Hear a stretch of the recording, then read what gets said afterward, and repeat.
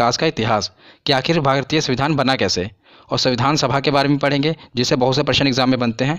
और हम पूरे इस टॉपिक को एक कहानी की तरह पढ़ेंगे। आप भी इसमें इन्वॉल्व होइएगा और इसे आपको रटना नहीं है, बस एक कहानी की तरह समझना है और वीडियो को पूरा कॉन्सेंट्रेशन के साथ सुनना है। आप इस वीडियो को अगर पूरा एंड तक देख लेंगे तो आपका इस टॉपिक से क्वेश्चन कभी गलत नहीं होगा। तो चलिए बिना देरी किए हुए वीडियो को शुरू करते हैं। तो चलिए वीडियो की शुरुआत करते हैं और भारतीय संविधान के विकास के इतिहास के बारे में पढ़ते हैं कि आखिर भारतीय संविधान बना कैसे। पर उससे पहले हमें ये पता होना चाहिए कि आखिर संविधान कहते किसको हैं। तो संविधान किसी भी देश का कानूनी दस्तावेज है और किसी भी देश का संविधान उसकी राजनीतिक व्यवस्था का वह बुनियादी सांचा ढांचा निर्धारित करता है जिसके अंतर्गत उसकी जनता शासित होती है। मतलब कि जनता पर शासन करने के लिए एक कानूनी दस्तावेज होता है जिसे संविधान कहते हैं। तो किसी भी देश का शासन व्यवस्था को चलाने के लिए वहाँ का संविधान होता है। और संविधान दो तरह का होता है, लिखित और अलिखित। लिखित उदाहरण के तौर पर भारत का संविधान ये लिखित संविधान है, और अलिखित ब्रिटेन का संविधान हो गया, सऊदी अरब का संविधान हो गया, ये अलिखित संविधान है। ये भी पूछा गया एग्जाम में। तो हम भारतीय संविधान को 3 फेजेज में पढ़ेंगे। पहला 1773 का रेगुलेटिंग एक्ट, दूसरा 1935 भारत शासन अधिनियम, और तीसरा प्रमुखता जिससे हमारा संविधान बना है जिसके तहत 1946 का कैबिनेट मिशन। तो हम 1773 का रेगुलेटिंग एक्ट क्यों पढ़ेंगे मैं आपको बता देता हूँ, क्योंकि उसमें अंग्रेजों का शासन था, आपको पता ही होगा। पर संविधान कहते किसको हैं? जनता पर शासन करने के लिए जो कानून बनाया जाए। तो अंग्रेजों ने अपने भले के लिए, भले ही उन्होंने अपने भलाई के लिए कानून बनाया हो, पर वो भारत का ही पार्ट था। तो इसलिए इसकी शुरुआत, भारत के संविधान की शुरुआत 1773 से ही होती है। तो हम यहाँ से शुरुआत करेंगे और बहुत ही महत्वपूर्ण है, इससे भी प्रश्न बनते हैं। तो हम पढ़ते हैं 1773 ईस्वी का रेगुलेटिंग एक्ट। तो 1757 की प्लासी की लड़ाई हुई और 1764 में बक्सर का युद्ध हुआ। आपको पता है इतिहास के बहुत ही महत्वपूर्ण युद्ध हैं। इसी के बाद अंग्रेजों ने पूरे बंगाल पर कब्जा कर लिया था, 1757 की प्लासी की लड़ाई के बाद और 1764 के बक्सर के युद्ध के बाद। तो अंग्रेजों द्वारा जीत लिए जाने के बाद बंगाल पर ब्रिटिश ईस्ट इंडिया कंपनी का शासन हो गया। और इसी शासन को अपने अनुकूल बनाए रखने के लिए अंग्रेजों ने समय समय पर कई एक्ट पारित किए, जिसके तहत 1773 का ये रेगुलेटिंग एक्ट पारित हुआ और उसमें भारतीय संविधान के विकास के लिए सीढ़ियाँ बनी। तो ये भारतीय संविधान के का शुरुआत यहीं से हुई, रेगुलेटिंग एक्ट से। तो रेगुलेटिंग एक्ट था क्या?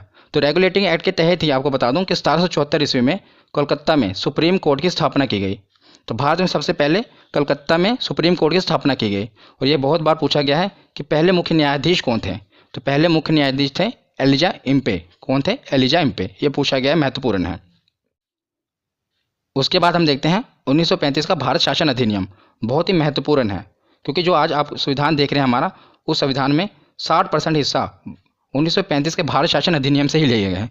कुछ भाग तो हुबहू लिए गए हैं और कुछ में थोड़ा सा बदलाव किया गया है। तो बहुत ही महत्वपूर्ण है और इससे बहुत से प्रश्न बनते हैं। तो भारतीय संविधान का बहुत सा भाग, मैंने जैसे आपसे बताया ना कि इसी अधिनियम से लिया गया है।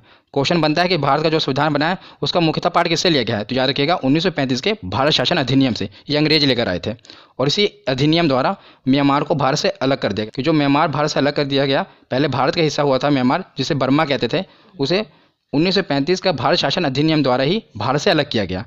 और इसी के अंतर्गत भारत में रिजर्व बैंक की स्थापना की गई, जिसे भारतीय रिजर्व बैंक कहते हैं। इसकी स्थापना कब हुई थी? 1 अप्रैल 1935 में भारत में आरबीआई की स्थापना हुई थी। तो ये किसके तहत हुई थी? तो 1935 का भारत शासन अधिनियम के तहत। तो उसके बाद हम देखते हैं 1946 ईस्वी में कैबिनेट मिशन का गठन। तो इसी कैबिनेट मिशन के गठन के तहत जो हमारा आप संविधान देख रहे हैं, आधुनिक संविधान, इसी मिशन कैबिनेट मिशन के अंतर्गत ही बना है।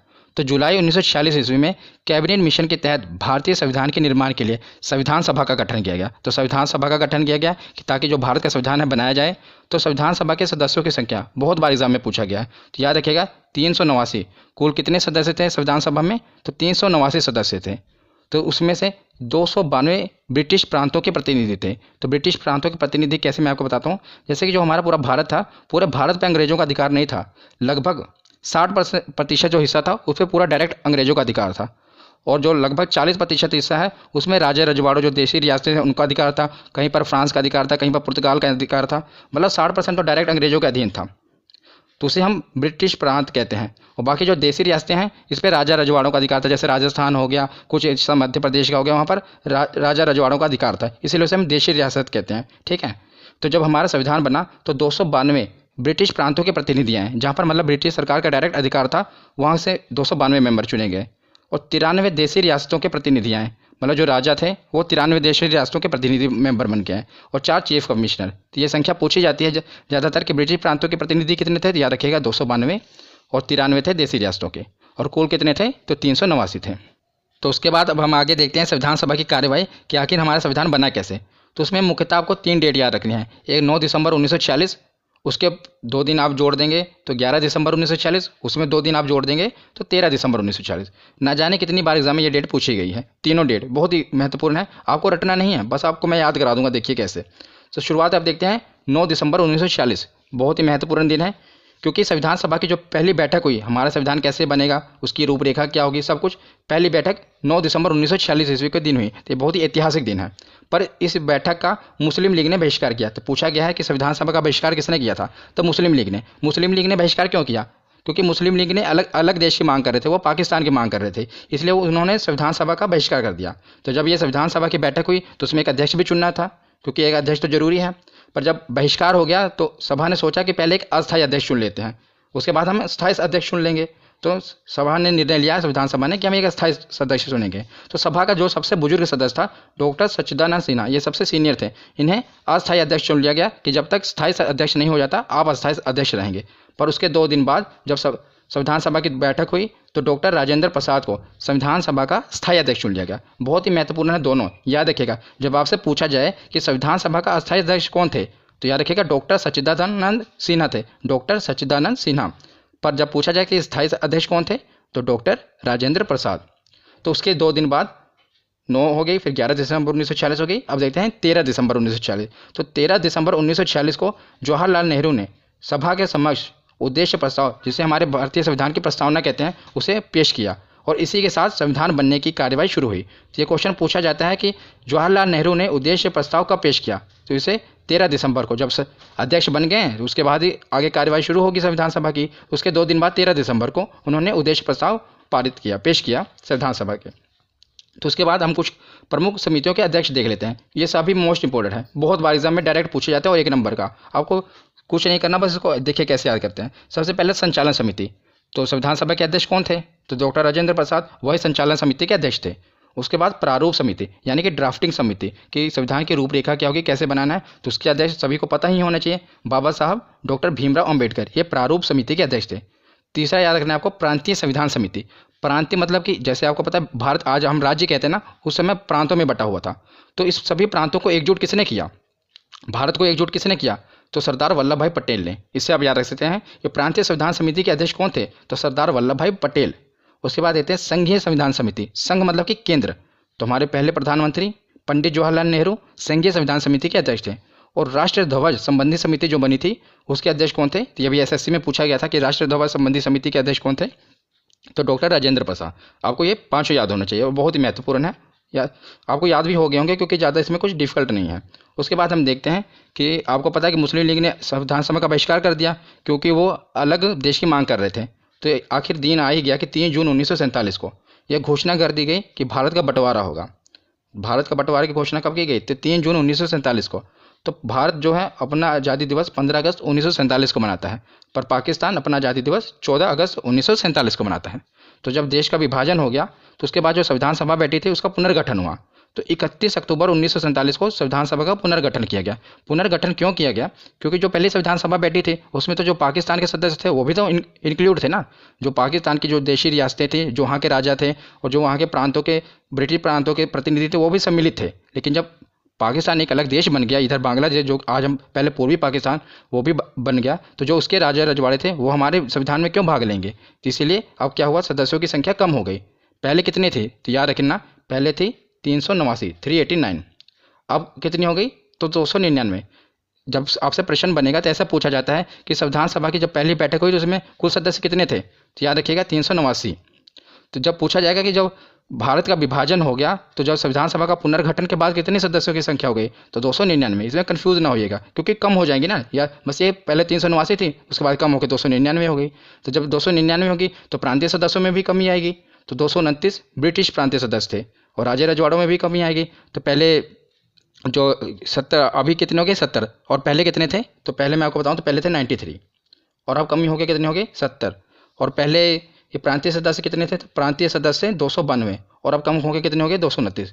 ये तो ऐसे ही है, देखो 92, ये जो 2 है इधर उठा के इधर रख दिया इन्होंने, बस 229 हो गए। इसको आप ऐसे याद कर सकते हैं। जब 229 ये हो गए तो बचे 299 में कितने, तो 70 देशी रियासतों के सदस्य हो गए। ठीक है ना, ये भी आपको याद रखने हैं। तो उसके बाद हम देखते हैं कि ये जब सभा का पुनर्गठन हुआ तो उसके बाद संविधान बनने की कार्यवाही तेज हो गई। तो दुनिया भर के संविधान को बारीकी से परखने के बाद बाबा साहब भीमराव अंबेडकर ने भारतीय संविधान का मसौदा तैयार किया। तो उन्होंने मतलब दुनिया भर के जितने भी संविधान हैं उनको बारीकी से परखा और उसमें से अच्छे अच्छे विचारों को उठाया, अच्छे अच्छे कानून को उठाया। तो जो संविधान के स्रोत हैं इससे भी प्रश्न बनते हैं। तो मैं इसका जो सेकंड पार्ट है वो संविधान के स्रोत कि मतलब कहाँ से क्या उठाया गया वो भी आपको बताऊंगा। तो बहुत ही इंपॉर्टेंट वीडियो है, बस मैं नेक्स्ट वीडियो वही अपलोड करूँगा, इसलिए आप अपने चैनल को सब्सक्राइब जरूर कर लें।